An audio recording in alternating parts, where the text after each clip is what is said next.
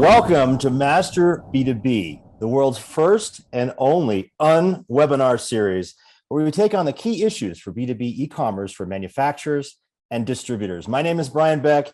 I am thrilled to be joined again today by Andy Hoare, who didn't wear a different shirt today, Andy. I don't know. We're looking like twins, but Andy, we're here to talk about pricing. And Andy is a long-term veteran of e-commerce. He, for 7 years, ran the B2B e-commerce practice at Forrester Research. He's the founder and CEO of Paradigm B2B, a leading advisory firm for e-commerce for manufacturers, distributors. Andy, I'm thrilled to be with you again today on another important topic.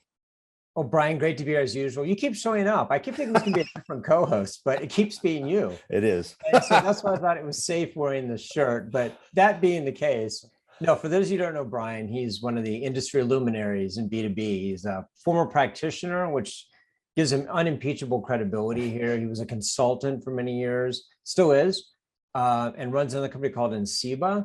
And he and I came together around Master B2B because we kept having the same conversations and we found them interesting. So we decided we wanted to share them with everybody else. And fortunately, people really enjoyed them so far. So this is another really good topic. That's right, Andy. So I'm excited to dive into this. Today, we're going to be talking about pricing. But before we do that, we want to hear from you, the audience. You all are part of this debate and part of our community here at Master B2B. We're excited to have you here. Please put your questions and comments in the right-hand side where we have the Q&A box. We're going to get to as many of those questions as we can. And guys, this is a debate. We have two teams. We're going to get to introducing them in just a few minutes. And you are going to have a chance to vote on who makes the best argument in each of our three rounds. And at the end of our webinar today, we'll reveal who won and who really has the best argument and how you all are thinking about this. So excited to get to this. So first of all, I wanted to just share that this is a hot topic, right? So we're talking about advanced pricing today, Andy. This topic is another one where companies are under so much pressure, B2B companies. The margins are from so many different points. We're getting pressure from marketplace entrants. We're getting pressure from manufacturers selling direct, new entrants, new competitors, et cetera. And the discussion we're going to have today is about how companies like the airlines, major airlines, have used pricing optimization to attack this margin pressure and to optimize their own profitability. Everything from exposing pricing on your website to how to use these things to optimize margins. And Andy, we posted this one on LinkedIn ahead of time. We have a bunch of folks. I'm looking here at who's joining our webinar today. And gosh, it's another who's who, Andy. We've got, let's see, David Lee, Chief Creative Officer at 3M. We've got I see here Chris Beeson from Bunzl. Brady Corporation just joined us. We got some folks here from Grainger. Some of your colleagues, Andy, from former colleagues from Forrester on. We got Newell Brands, Pentair, Kimberly Clark is on. Whole bunch of folks. And when we posted this, Andy, on LinkedIn, we always do a conversation ahead of this, right? And we had one comment, and we had some really good, snappy debate. One of my longtime colleagues, a fellow named Ricardo Caruso, who runs e-commerce at a company called Cepheid, which is a $2 billion life sciences company. He weighed in right on this pricing issue, and we're going to define it in just a moment. What he said was really interesting. I agree that pricing is a big opportunity in the B2B space, but not usually as the airline industry, right? He thinks it's different. Many life sciences companies sell on non-commoditized products with good margins. So he's making the argument that it's not just about price, and I think we're going to get into that in just a few minutes. So Andy, let's frame it up a little bit for folks here. Let's talk about the issue. What's at stake? I know you have some slides you want to share with us. Yeah, I think you framed it pretty well, and we can just dive right in. Markets are constantly changing. Supply and demand is always in flux. You mentioned the airlines got to this very early. And I think they've kind of blazed the path. So did hotels, by the way, right. For certain types of products, right? Not necessarily all products, but the debate we're going to have today is about, where is it appropriate? Where is it inappropriate? One thing you did mention that I think is also critical here is that B2B buyer expectations are rising. There's a bunch of research out there. I'm sure some of our panelists will share it around, the first person to make a personalized offer has a much higher chance of closing the business, independent of price in some places. So there's a speed component here as well. But I think the other thing we're going to debate, and this is maybe the most fascinating part of it, is dynamic pricing is great in many regards, but can also cause a lot of confusion, and it can undermine trust issues. Now, I'm not going to make your argument for your team, but I suspect you'll be making that argument. So you see on screen here, I think the Boston Consulting Group last year captured it pretty well. Shows the idea that on the y-axis, you've got the frequency of input, and on the x-axis along the bottom there, you've got the how customized are the recommendations. And so you look at the lower left-hand corner, you'll see that's sort of the traditional way of doing pricing from ages before, right? It's manual, it's sort of generic. You know, you go to the store, for example, it's one price no matter who you are, right?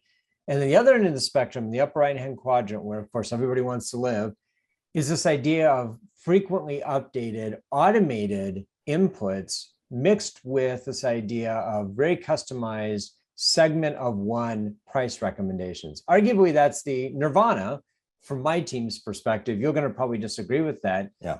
But what's important about this slide is it shows that it's a continuum.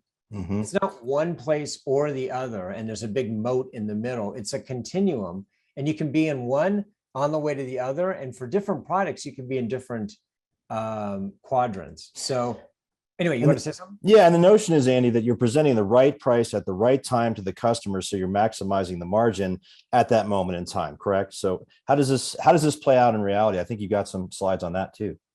Yeah. So on the next slide, you know, what's interesting actually is there's been some research done around this. And, you know, the pictures on the left are the classic, you know, things from textbooks almost, where you're capturing the maximum area under the curve, right? This idea that when it's regular static pricing, there's one price point, 1 point on the curve. But if you do dynamic, in theory, you're going to capture more revenue because you're going to be able to match up the willingness to buy with the willingness to sell. But it's become less theoretical now because, again, airlines, hotels, and even some B2B companies have started doing this and learning what you see on the other side of the screen, which is that, you know, Gartner did a study about this and determined that price optimization and management software vendors, of which Pros, our sponsor today, is one, for example, you know, they're seeing increases in revenue, increases in margin, which is the real key thing here, and then ultimately increases in lifetime value. So the evidence is starting to pile up here. Again, this is B2B as well, that this dynamic pricing does serve a purpose. However, on the next slide, you'll see it's a little more complex in B2B. So this is a hypothetical B2C example, right? 35,000 products. The image in the back is a store, but, you know, just for arguments, imagine 35,000 SKUs, one price, one channel, and 35,000 unique price points. Now, contrast that with B2B, for example, another hypothetical, same number of SKUs, but look at the difference in terms of the number of price lists, right? So every customer is a different price. We're going to get into that. Multiple channels here, right? You know, B2B companies have online, they have offline, they have salespeople. Another thing we're going to talk about, 2.1 billion unique price points. Incredible. So at some point, this gets to be almost unwieldy, which is an argument for our side around having software help to manage this. So anyway, that's sort of the issue framed up. And so what's at stake here? Well, nothing short of, you know, your margins and your competitive standing. I mean, at the end of the day, people who utilize these technologies correctly are going to have an unfair advantage. That said, and again, I'm not going to make an argument for you, but there is a counter argument that confusion, it can undermine trust. There's a whole series of things that need to be considered here. And there's also just operational realism here. I mean, can you change all these prices? Are people going to get confused? What sort of negative effect is this going to have on customer relationships? These are all things we're going to get into. It's a complicated battlefield, but it's going to be a good one. That's right, Andy. No, I love this discussion. I think that trust thing, I think, is something we do have to lean into and understand.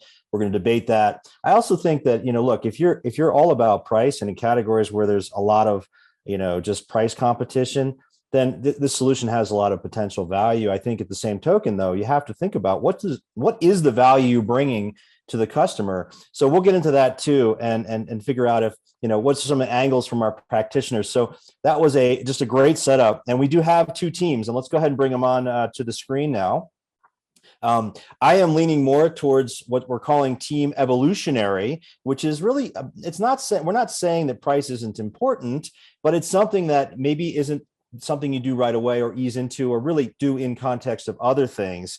And so I have two fantastic practitioners joining me in this. Our first practitioner is Darren, the Terminator Taylor. Darren, say hello. Darren is, as we say here, an expert in terminating inefficient process. He is the SVP of sales or digital marketing and digital at Fleet Pride. For those of you who don't know Fleet Pride, they're $1.5 billion distributor of heavy truck equipment and accessories, a leader in that space.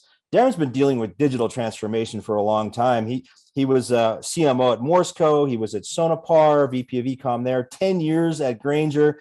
Darren's been around and dealing with these issues for quite a long time. Here's a quote from Darren. Darren believes that getting multi-channel experiences right over experimenting with pricing approaches is the right way to go. Darren, welcome to the Unwebinar today. Brian, it's good to be back. And I hear you're a Lollapalooza attendee too. It was good to be back to that too. I'm sure. So our second contender on Team Evolutionary is Kristen, the Decimator Deloach. Kristen is a colleague and friend and a client too. And Kristen knows how to decimate the distractions. She's currently serving as the Senior Director of E-commerce at global commercial furniture manufacturer Kimball International. She has a long history in e-commerce, digital marketing. She was at Kimberly-Clark. She was at Newell Brands. Kristen says, there is so much low-hanging fruit in e-commerce. I agree, Kristen. B2B firms are much better off optimizing the basics versus implementing complex pricing solutions. Kristen, welcome. Yep, you're on mute. At some point, well, I'll say hi for you. There she goes. She's waving. Andy, you want to go ahead and introduce your team? Yeah, as always, I'll introduce the winning team, and we'll come back to avoiding your distractions and talk about the real issue at stake here, which is pricing. Mm-hmm. So also thrilled to have two really good panelists here. So we have Enrico, the Godfather of Sieni. That's a very interesting nickname. He chose it. So Enrico, we have to say, shuts down conversations about margin erosion as a specialty. He's the VP of Pricing and Analytics at distribution powerhouse MSC, which many of you are probably familiar with. And he has significant responsibility for the company's bottom line. So his quote is, in this competitive marketplace, margin management is critically important and advanced pricing tools are a hidden lever that gives B2B companies unfair advantages in the fight. So Enrico, the Godfather, welcome. Good to be here. Enrico, where's your velour tracksuit? Come on. You better watch what you say to the Godfather. He's got I know. So joining the Godfather is a longtime friend of mine, former colleague as well, John the Bruiser Bruno. So John and I actually worked together at Forrester for a spell. And what I'm going to say is when the Bruiser isn't inflicting pain on bad ideas, he serves as the Vice President of Commerce Strategy at Pros, which is a leading pricing management solution. His quote is, an advanced pricing approach is easier to implement than most people realize and yields return quickly. Those not implementing now are leaving money on the table. So this is a really interesting point. Are you leaving money on the table? And John's come today prepared to describe how you are leaving money on the table. So John, welcome. Happy to be here. I was dying to roll up my sleeves. Sounds great. So Brian, I think, Andy, I think it's that time. I don't have my mic with me yet. I can't pull it down, but let's rumble.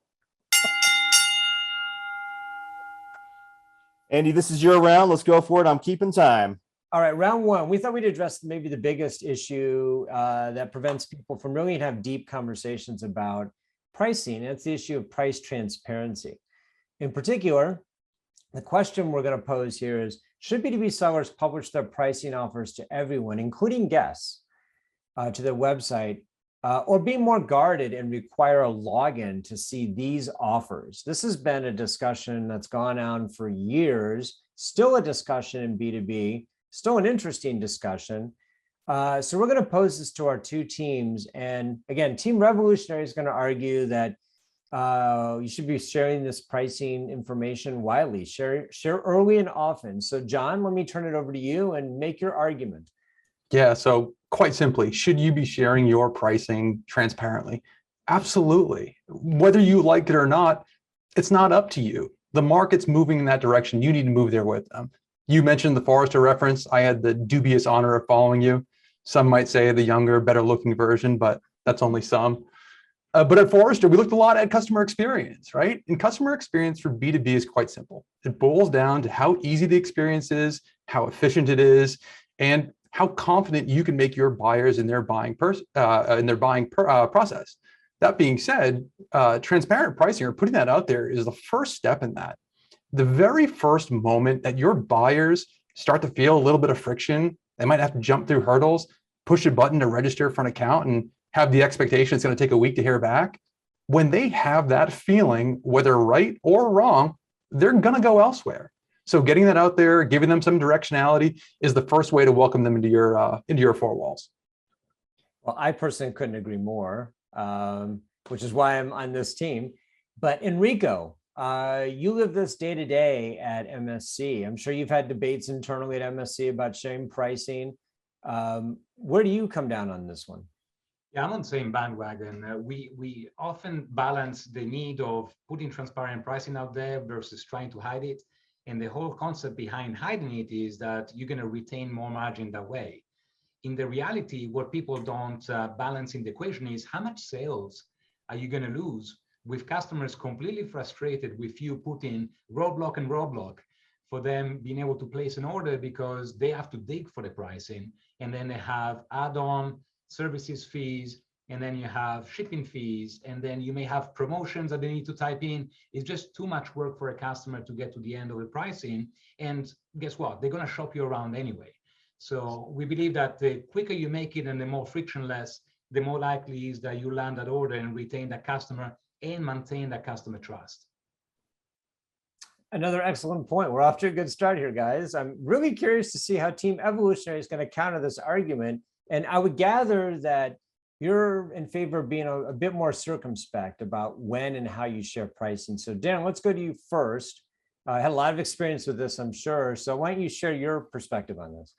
Well, I think my first reaction to what they all just said is, one is, John, I bet your pricing for your software is not online.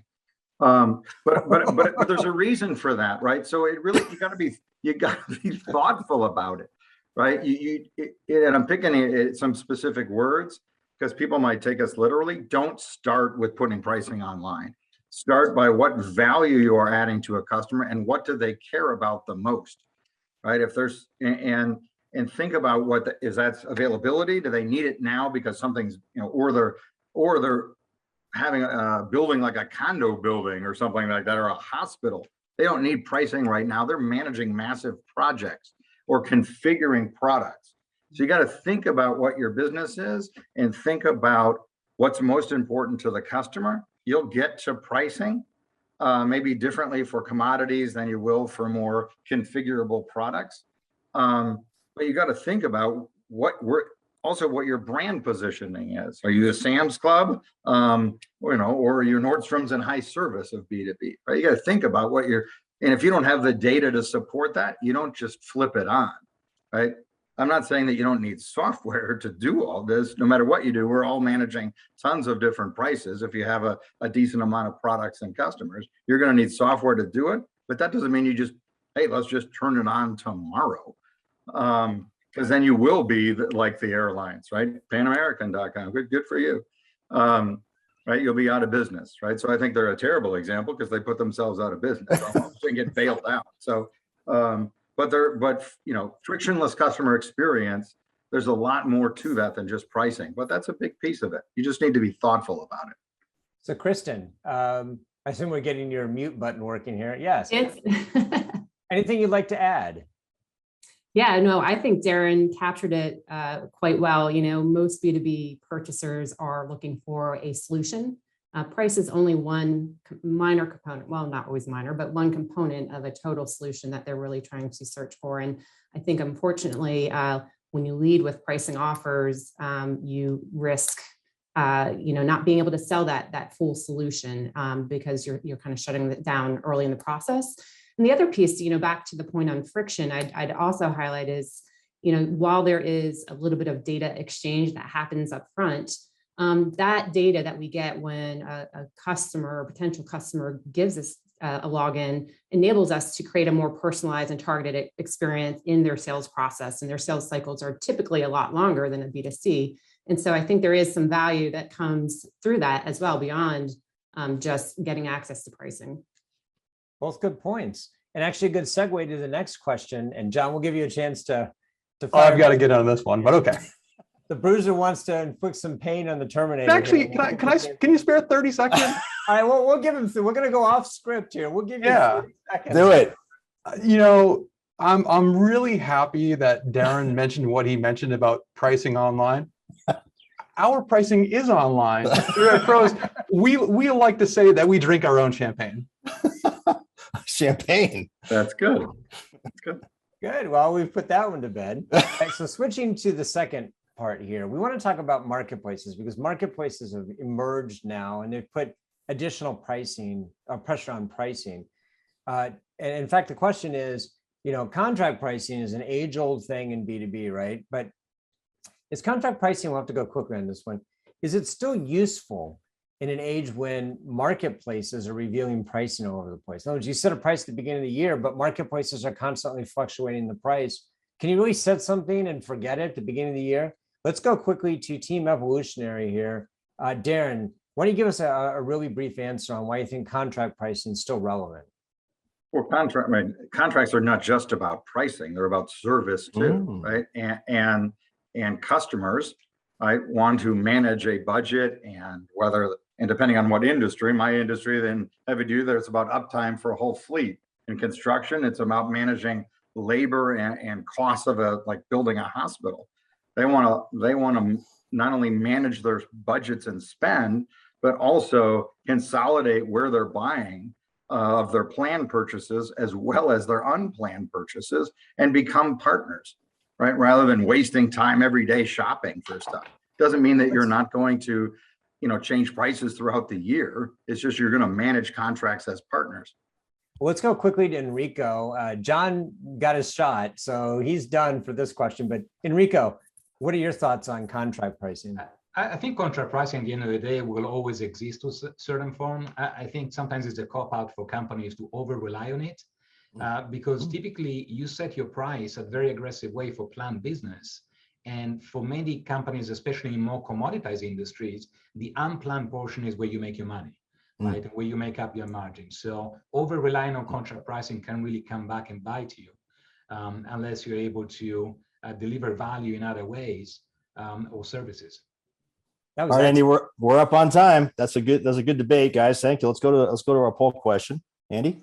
Yeah, so should B2B sellers require guests to log in before showing pricing offers? It was the first question we posed. And it's they're good arguments. Brian, I was impressed with what went on there. I think Kristen's argument about you can do an even better, more personalized offer once you log in. So there's some value there, right, associated with logging in.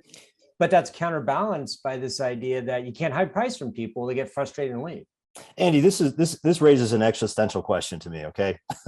What is and I think Darren and Kristen both said it, what is the value you're bringing to your customer? Is it just about price? In my book, I talk about this, right? Don't be the Sears of B2B. Sorry, Sears. But if you're thinking about just really about price as being the primary thing you're leading into as your value to the customer, then you really have, what value are you really driving? Who does that better than anyone? It's other players, these new entrants, marketplaces, et cetera, do that better than most traditional B2B companies do. So I'm not saying there's not a place for this type of pricing, but what I am saying is that you really just call into question, what is the value you're adding? And if you're leading with price, I'm concerned for you. There's so much precedent out of B2C retail in this area that if in the B2C side, particularly on the distribution side, if that's how you lead, you've got to be looking for other ways to add value to your customer. What do you think? Yeah, but the big challenge is you can't avoid price. Yeah, that's just. I'm not saying we take price off the table, Andy. You have that it's all over the place. I mean, if you hide the price or hide it behind a login and somebody else doesn't, you can have all the best intentions in the world. You can lead with the value of your brand. You can talk about how important all these things are, but it's the one thing that's a deal breaker. right? It's not the one thing, Andy. You did the research yourself at Forrester, man. Look, if you're adding more value, look at the manufacturers. People will pay more to buy from a manufacturer. You said that 4 years ago. So don't give me that. It's not just about, it shouldn't be just about price. You got to lead with other things. Anyway, we're done with time. I get the last word on that one. You can have the last word next time. Let's go to our next round. All right, are we ready? Here is round 2. All right, I've got this one, Andy. Can you take time for us, please? Yep. All right. On this one, guys, we're talking about monitoring competitive pricing. Okay. That's our topic of round 2. We got 8 minutes. So our first question is, do B2B sellers need to monitor competitive pricing in real time? Right. So we're going to go to Team Revolutionary first. John, I think you have an opinion on this one. Go. Absolutely. 100%. Actually, I'll go so far as to say, if you're simply monitoring competitive pricing, you're not doing enough, right? Look at the world in which we live in today. Look at what's happened with TSMC and semiconductors. It's caused an entire supply chain backup. If you're not looking at things like supply chains, if you're not looking at inventory location, if you're not looking at all of the pending increase in inflation, all of these factors, your prices are going to be wildly out of date. And we talked earlier, you showed the slide with 1 to 5% revenue increase, 2 to 10% margin increase, right? If you're not looking at all of those items and being more nimble and agile in your pricing strategies, you can kiss all of that upside goodbye. Interesting. Enrico, what do you think? I'll bet you agree with John. Yeah, I agree with John. We're on the same team, so we're on the same page. But I think, yes, you obviously want to monitor all these drivers. Not all of them, at the end of the day, require action on one side, right? So there could be specific actions that you take as a company that offset some of these competitive drivers, and therefore you don't have to change pricing as a result every single time. But turning a blind eye and hoping for the best is just not a smart strategy. I guess the question is does it need to be real time too, right? And Kristen, I think you had some thoughts on this one. Yeah, I think you're exactly right, Brian. That is the key phrase in this question is real time. No one would argue that competitive price monitoring is, in fact, something very important to a holistic go-to-market strategy. It's really about the concept of the real-time nature of how quickly do you need to adapt and how quickly are you going to be to activate against that pricing information. In my experience, it takes a lot of resources to do that well and to be effective. And honestly, a lot of those resources would be better served, managing your internal signals, especially in current day environment when you're facing things such as, heavy inflation, out of stocks, and so on. There's more impact on your P&L from kind of the internal signals than you're really going to find on a real-time basis with competitive price monitoring. It's interesting. You and John almost agree in there. John was almost making a little bit of your argument there, Kristen, earlier. So, Darren, what do you think? What are your thoughts? I was going to say the same thing. I agree with John. Of course, you have to do competitive research, right? That's why you don't start with putting it online, right? You have to know what you're doing first, right? But you absolutely have to do it. And whether it has to be real time, I mean, Kristen was right on. It depends on your industry, right? I mean, Amazon and Home Depot and all the Walmart, they're going head to head in real time, and so are the airlines, right? If you're not playing with the big boys, then good luck, right? But a lot of industries aren't like that, or the products aren't like that. And if you get into that game, you better be careful because you lose trust. Right? How many people have been on orbits and they're playing games, right? And you log in from a different computer and they know that you're going in there multiple times and they just jack up the price, right? All right. And so they're managing margins, but losing customers. So you just need to know what you're getting into. Don't blindly just start doing this stuff. I don't know if John agrees with you, John. Go ahead. You have something to add to that? Did you see me come off mute? I did. Yeah, I saw that's the sign that you're raising your hand. Go ahead, John. Yeah, I mean, like Enrico said, it's not about taking an action on every single data signal. It's about being more informed than your competition. And with regards to putting your pricing online first or second, I guess I would ask the question, do you want to be a customer experience leader or laggard? Oh, those are fighting words, Darren. But putting pricing online doesn't make you a leader. It just means you could have pricing that you have no idea what you're doing. Right? Well, Or they can't even find your products yet, but you have pricing. That doesn't I'm gonna mean you're I'm gonna adding pull value. I'm going Right? to pull on Brian's example of Sears earlier. Do you want to be the company that you're forcing people to go in and haggle on things? It wasn't that long ago you could walk into Sears and haggle on the price for a refrigerator or a washing machine. Do you want to set the expectation with your customers that they need to jump through hoops and hurdles to get to something that's, reasonably relevant that doesn't make a purchase? There's a reason why they've gone out of business, and there's a reason why no B2C retailer does any haggling today. All right. Darren, well, quick rebuttal on that one. Or are you good? Okay, You're he's good. talking about retail, so it's irrelevant, but go ahead. Okay, thank you. So our next question, guys, thank you. Good back and forth there. So our next question is, should B2B sellers invest in identifying historical patterns with pricing in order to predict future margin maximizing opportunities? And again, this is kind of a look back question. I'm going to go to Team Evolutionary first. Darren, did you want to get us started on this one? Can you repeat the question? I'm still on the last one because that's okay. Weigh in. No, we're all in these both sides, right? You really got to be thoughtful about it, right? Mm-hmm. You don't want, if your company leads with price, then go ahead and do that, right? Yeah. But Mm-hmm. if you don't, if you actually add a bunch of value and service and solutions around it, don't Mm-hmm. just lead with price. You might want to put a bunch of stuff online, but the price is online, but don't start there until you know what you're doing. Mm-hmm. Right? And doing it strategically. Eventually, especially like in commodity products, yeah, you'll probably want to do that. But don't just blindly do. That's not the message to the audience. Is just blindly do that. Do your homework and do it strategically. Well, talking about homework, and that was the question. It was really about, do we look historically at what's happening with data and pricing? Kristen, I don't know if you had anything you wanted to add on this one. Go ahead. Yeah, what I'd say is here too, again, certainly, do you want to look at some historical patterns, look for patterns for sure. How much do you want to invest time and resources against that, though, is really the make or break in that question. Business is dynamic. Let's take an example right now, the current environment we're in. Again, if I were to look in historical patterns pre-COVID versus patterns in this COVID period, it's not going to tell me too much. Might see some seasonality, of course, but that's just one component.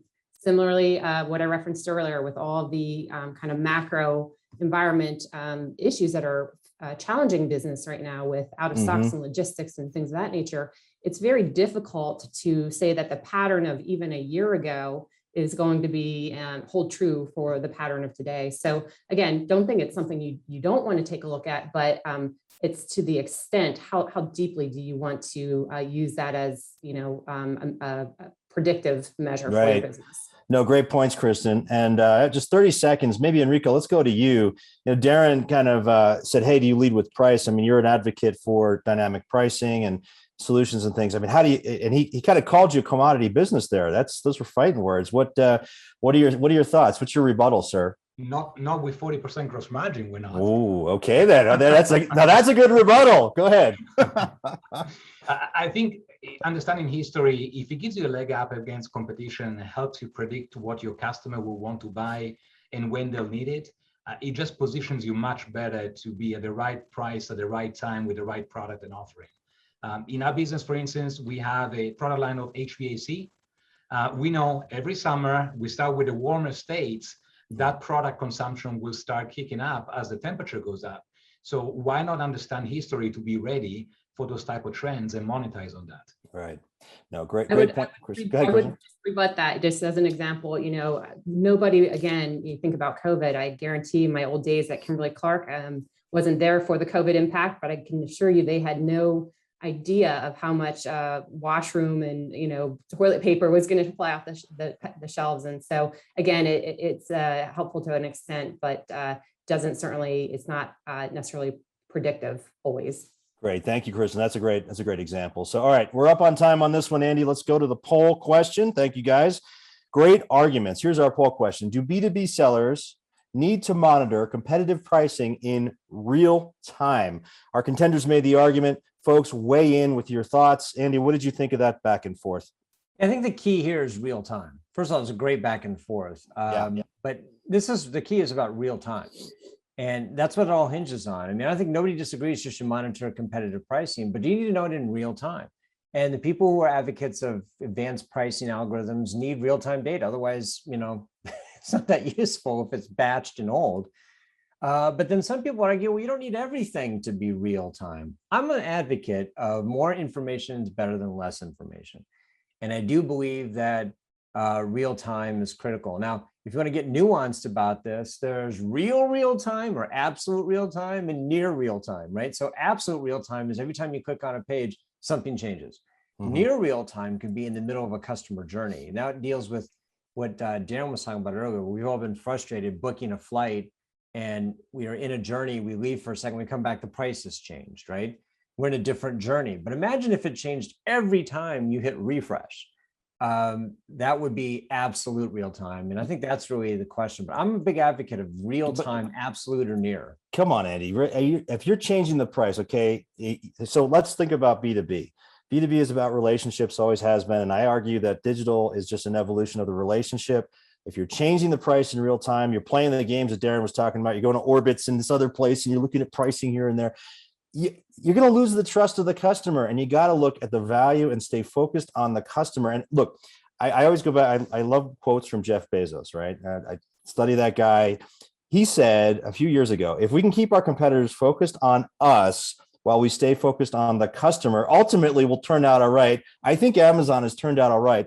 Not that they ignore pricing, Andy, but they're not putting it at, they're thinking about the whole customer journey, and they've succeeded. We can make an argument about how important pricing is in their overall value, but at the end of the day, it's the customer, not the competitor focus. I think if we get too obsessive with pricing and monitoring real time, we may run into problems and get blinded to what the customer really needs.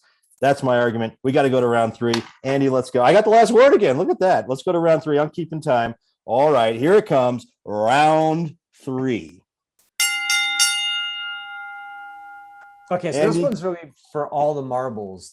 This is about, should you respond to competitive pricing and to drive margin opportunities? So the first question is this: should B2B sellers dynamically price products based on changes in competitive pricing, or just occasional and opportunistic repricing is good enough? So let's go to Team Revolutionary. Let's go to Enrico first. I assume you're going to be an advocate of active repricing or dynamic pricing, but why don't you share your thoughts on this one? Yeah, absolutely. I think active repricing is definitely something that is needed across most industries. I think the fallacy is just isolating on the two extremes, right? Set and forget is just not an adequate strategy. Constantly changing price, as we discussed before with airlines, can create some customer trust issues. So how do we swing the balance more towards a dynamic pricing in a way that we use the right inputs to change a price and keep on testing on where we can get willingness to pay and maximize profitability, while at the same time not eroding customer trust or driving them nuts, basically, right? John? Yeah, I'd agree. I mean, Enrico mentioned testing. We A/B test the hell out of everything in e-commerce. The look of a page, the shape or color of a buy button. Why not do A/B testing on pricing to really hone in on exactly what that is? And the other point that Enrico made, it's not Boolean. It's not necessarily, I'm going to price these spot purchases dynamically and everything else is contract. If you have a large contract business as well, are you doing anything that's data-driven or analytics-driven to set your contract prices? If we're talking about commodities, if we're talking about large volumes, low margins, what if you could squeak out 100 or 200 basis points on those contract prices? So it's really about infusing all aspects of data, not these. Now, I know my competitors try to pigeonhole into one specific data element at a time. It's about looking at everything holistically and actively monitoring and managing your pricing strategies as a key part of the overall value proposition. Not the only thing, but a part that's always there.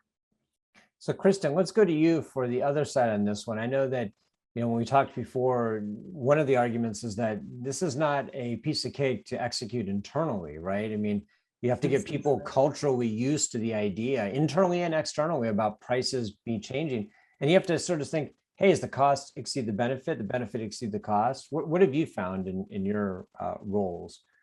Yeah, absolutely. That's exactly right, Andy. Outside of some commodity categories, generally speaking, a lot of the B2B purchases are complex purchases, and typically they are in omni-channel environments. So when you're changing pricing on e-commerce, there is a ripple effect across other channels. And so the complexity just kind of starts rippling out from there. You know, I'd say in the past several businesses I've worked on, it's taken minimum 6 months to execute one single price change across the organization. If you think about how many different functions are involved in execution of pricing, it's not just what you display on the e-commerce site, it's all the back-end systems and processes and resources that go into that. And, you know, to your point, the amount of benefit received in what you might gain in that pricing change, you know, I'd be hard pressed to say that you're always going to see that back when you kind of weigh it against the operational costs. I personally think a lot of B2B selling organizations right now have a lot higher priorities in some of the table stakes, fixing the foundation, putting the basics in play. And I think that they're better served, get more return for the investment, if you will, focusing on getting the foundation right versus trying to you know, start playing in this dynamic pricing. So Darren, I was going to go to you for additional thought on this, but I think I'm going to go to the next question and let you jump in on this, because I think there's an interesting tie in here. It's this idea of, with dynamic pricing, do you need to explain yourself, right? I mean, the airlines don't explain why their prices are constantly changing. We just find out, right? And I think we find out, you know, when we're buying things online, where they do The hard way, right? So what's your thought on that? You know, do you need to explain why you're doing this, or should we let the pricing speak for itself? I think it depends on the industry, right? And get customer feedback like anything else, right? We're all used to it in Uber, right? Of surge pricing, and then everybody, you know, knows that it's just, hey, I'm going to rip you off because there's a lot of demand. But you know, I think people know that, you know, that you talk about guest checkout is really prospects. Here's what you're giving to prospects. Log in to get your price. You know, that's pretty, you know, intuitive to most people. Okay. You know, if you're getting a quote on a large quantity, right? People are used to that, right? So you're explaining somewhat of your pricing structure to them, right? So it really depends on the situation and the industry you're on, but, you know, some guidance. And to Kristen's point, change management in the field, it's a multi-channel business, right? Whatever you do and start playing around with all these things, you got to train all the people in the field, not just your customers, because they're going to tell the customers what's going on, right? Whether in their own words, whether you like it or not. And so you have to be thoughtful about that. And getting, you know, dynamic prices in real time, what are you going to do with that, right? A lot of the, you know, Grainger and MSC, they're competing with Amazon and these other companies. Their industries have already shifted to that, right? So that's kind of table stakes for those industries. But a lot of the products are not there yet, or the industries are not there yet. And so investing in that, I need real-time pricing. Not only can you not deal with that in your e-commerce, you can't even deal with that across your entire business. Well, let's get John in on this one, because I'm sure he's chomping at the bit. So what do you want to tackle first? The change management part? Do you want to talk about how dynamic pricing can effectively speak for itself in B2B? Take your pick. I'm going to be quick. I'm going to get to both. The only time your customers question your pricing is when you get it wrong. That's why you have to have all of this data to get it right. But I know this is a little bit of a bout here. I do have to tip my hat to my combatants here, both Darren and Kristen. They both brought it up. Kristen mentioned omnichannel, Darren mentioned multi-channel, and how difficult it is to enact those changes across your business. It sounds to me like you need an authoritative price management system that powers all of your channels, right? It's about not just, you know, transparency. It's not just about personalization and for each of those customers, but it's about consistency across those. Don't just rely on siloed, myopic technologies, you know, powering one channel. Look at something that's going to power your entire omnichannel business. Well, Enrico, let's let you give the last word on this. What have you guys done at MSC? I mean, do you just let the numbers speak for themselves, or do you find you actually have to explain this either through your people or through your website? I think it all comes down to the value proposition that you offer to the customers. So if the customer sees the value that you're projecting and explaining, then to John's point, pricing is not an issue. I've seen many times before in prior life in the manufacturing and chemical businesses where companies start explaining the makeup of their cost. And that's a one-way street, right? Once customers start figuring out what your margins, what your cost drivers are, they're going to question you all along the way to try and get a better price. And now the whole conversation goes around how well you're managing your cost versus what is the value that the customer is getting from you. Well said. Well, I think we're at time on this one, right, Brian? So Well, let's let Darren say something, man. Can I My say team one wants thing? to, well, he wants to get the last word. We're all in like violent agreement on a lot of these things, but just don't assume that in a lot of industries, the pricing is actually, you can go scrape it because you can't, right? And so you might want to go do this, but a lot of industries, it's not available yet. And there's reasons for that. it's coming though. But other stuff. Right. No, it's a matter of when, but so in the meantime, you better start getting your customer experience right. That's right. So let's go to the poll question. Let's go to the poll question. I'll bring that up. There we go. Go ahead, Andy. Okay, so should B2B sellers actively reprice products based on changes in competitive pricing? Simple question, should you be doing this? Should you be responding to competitors? Doesn't mean you shouldn't be doing your own organic pricing strategies, but should you be aware of what they're doing and should you be actively repricing both defensively and offensively here? So while they're thinking about that, what did you think of the debate there, Brian? That was a great one. I mean, this whole debate has been fantastic, Andy. Some really good points there. I think, and in some ways, everybody was agreeing that you have to look at the digital maturity. I think our, companies on the line today, they have to look at their own digital maturity, understand where they are. I mean, Krista made the point that you got to, there's some low hanging fruit that, the foundational elements. Now, to me, the question is, depending on the industry and your value proposition, you have to understand your value proposition to the customer, the type of products you're bringing and how important price is. And not only, I don't think it's a zero sum, Andy. I think you got to look at your whole product portfolio. And you may have some products which are more configurable, more advanced, they require more solutioning to sell the product. That in those cases, pricing should, I think, become less of a factor. But you're looking at more commoditized products or replenishment or reorders, things like that. Maybe pricing where there's multiple options.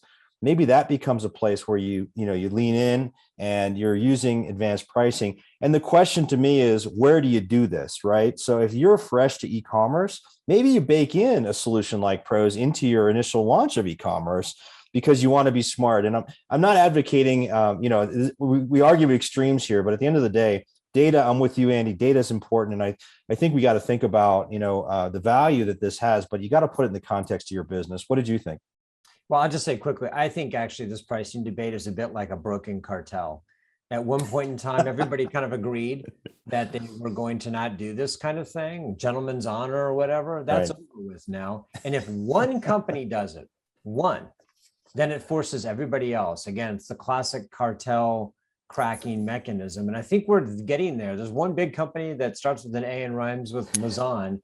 Yes. You always get a price. You Yes. always get a price. And in that marketplace, it's dynamically generated. So if you're at all involved competing with directly, indirectly with the Amazons or even the Alibabas of the world has changed a bit on the pricing front. I just want to make sure that companies are aware of that. Everything that was said today was accurate. Every company is different. Every industry is different. But we don't want our clients, for example, to get blindsided by this notion that you can, not participate in an active, dynamically priced world. But remember that Bezos quote I quoted. Focus on the customer, number one. And if you're again, how pricing plays into that. All right, we are up on time on that. We do want to get a closing statement though. Making the case for dynamic pricing. Can we bring John back on and have him? You have 2 minutes, John, to make your closing argument. Let's bring him back on the screen. Deal. That I can do. So first of all, thanks for having me. I had a lot of fun. But beyond that, I think there's some really great points made. I think Darren made a lot of great points around, how you think about experience and all the elements of experience.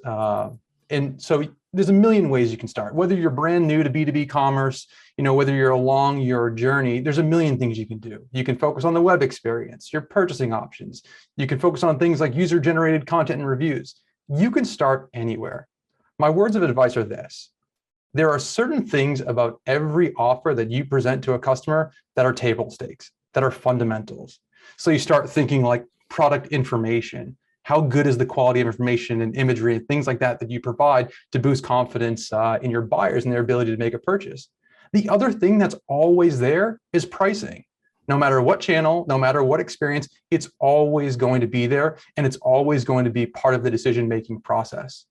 And when you look at pricing, we look at a piece of research done by Hanover Research last year, and it showed that buyers would be willing to pay 5% more than what they end up negotiating if they're able to get a price in real time that's relevant for them. And in fact, 2 out of every 3 buyers would prefer a personalized price. So focusing on that core underlying data, its quality, its accuracy, and the personalization you can drive for it, those are going to be your biggest drivers for growth. Everything else, the pretty web experiences, the mobile app, the new innovative thing you might do, all of that needs to sit on top of a good product and a good price. All right. Well, thank you, John, for that case. You made it in under 2 minutes. Good job. So I think we're about that time, Andy. We are ready for the decision. And here it comes. Love this. So dramatic. I love that every time. Thank you for that. So let's talk a little bit about some takeaways, Andy, and then we'll get to how the audience voted. I have a couple questions that I thought about that people ought to ask themselves, but what's kind of your key takeaway from all this discussion? Well, actually, I didn't know what John was going to say, and I agree with his last point in particular, that you can't escape this conversation. I mean, you can't wish price transparency away. There's arguments for requiring a login, et cetera, but increasingly, I think you have to live in a world where you're going to reveal prices, and you want to get ahead of that curve. And I actually would argue that dynamic pricing has already been taking place. It's in a slow motion right now. It's faster in certain areas. We identified a few B2C. It's a little faster in some areas of B2B. It's slower in general in B2B, but which way do you think this is going? I mean, what's the trajectory here? Do you think in 20 years, we're going to talk about how dynamic pricing isn't abundant? I don't think so. I think we'll be talking about how static pricing and contract pricing still exist, but there's a significant dynamic component to it. Yes. I mean, ultimately where I think we're going to land is exactly what you just said, Andy. I think there'll always be a role for contract pricing for budgeting reasons, for the reasons that Kristen and Darren highlighted. Folks need to, in the B2B world, they need to operate off of a budget. There's internal process, et cetera. That said, so there's going to be a component that I think always has contract pricing. I think there's also a lot of pricing that will happen through the sales process, where there's a lot of consultative activity happening, right? It's configuring something for a new space or a specific application or what have you, depending on your industry. That said, I do believe there will be a role for contract price or advanced pricing and real-time pricing. And I think if we look at B2C, it provides a good, sort of baseline for that. It's much more complex than B2B, agreed. But at the end of the day, it's in products where it's more commoditized, where the competitor, where there's fierce competition, et cetera. So my 3 questions, Andy, I wrote a few questions down in advance of our talk today. I think companies have to ask themselves, number one, how digitally mature are you? Are you ready to implement these advanced pricing strategies? Can you implement it in your initial rollout? Or are there other fundamental items that you should tackle first? Andy, I talk to companies that don't even have any modicum of e-commerce yet. These are $3, $4, $5 billion companies. Number 2, one quick go ahead. Yeah. I don't think we have the opportunity more to think sequentially on these fronts. I agree with you, but you got to walk and chew gum at the same time. And I think the idea that you can just put up a customer experience, make it all pretty, make every, beta test it out, all that stuff, and then worry about pricing later. I'm not sure that's possible now. We're suggesting that, but your digital maturity is correct. You're behind. That's the way you start. Well, I agree with you, Andy. The beautiful thing is, I have this framework that I developed, which talks about stages of digital maturity. If you're at 0, you can actually leapfrog people by doing things like this, right? You can get competitive advantage. In some ways, I think companies that haven't started e-commerce at all today have an advantage because they can build these things like the Pro solution into their solution when they launch. And oh my gosh, you're going to have that advantage from the outset. I think the second thing you have to ask yourself is how commoditized is your product category, right? You have to look at your product and look at your whole assortment, understand that journey. And then third, I think you have to look at what role does pricing play in the value you bring to the customer? And, if it's the only value, I think you have some existential potential issues. And this is, again, don't be the Sears of B2B, right? I mean, if pricing is your only value, I think you have bigger problems. So we are coming up on time here. So I want to make sure we get to our poll results.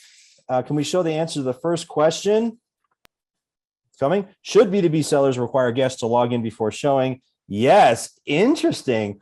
Our audience is voting for no price transparency. So logging in before, interesting. Okay. I think that's a notch for my team, Andy. Let's go. Must have been compelled by the idea that you're going to get a better experience by logging in. But I would caution people, you may get no experience because they never log in. That's right. All right, let's go to our second question. Round 2, do B2B sellers need to monitor competitive pricing in real time, yes or no? 60% said no. Interesting. I guess they like the evolutionary arguments. Interesting. Okay. And our round 3 question. Should B2B sellers actively reprice products based on changes in competitive pricing? 70% said yes. That's a flip with the last one. Interesting. How do you reconcile 2 and 3? They're almost contradictory. But I do think it's reflective of the world we live in, where people, their eyes are bigger than their stomachs. That's the way I would look at it. They want to do active repricing. They want to do dynamic, but they don't want to be monitoring things in real time, and they don't want to, have to change anything about their business processes. And I'm sorry, that's not possible. Right. Yeah. Well, Andy, we've got just a minute left here. I want to ask the audience, folks who participated today, thank you for your input, and thank you to our panelists, our contenders. Andy, I think we're good to go. Wrapping up another unwebinar. Anything else you want to add? No, it was a great debate. I think we could talk for hours about this. And at the end of the day, it's the same story. You have to kind of figure out your own circumstances. But we do these debates so you can hear both sides. And consistently, we have people coming back to us saying, you know what? I hadn't really thought about that. That's right. And so thank you very much for doing this. And so we like to take, extreme positions and really pull the fabric so people can see how it stretches. Yep. So thank you all for joining us. We'll see you next time on the next unwebinar. Have a great day. Thanks, everybody.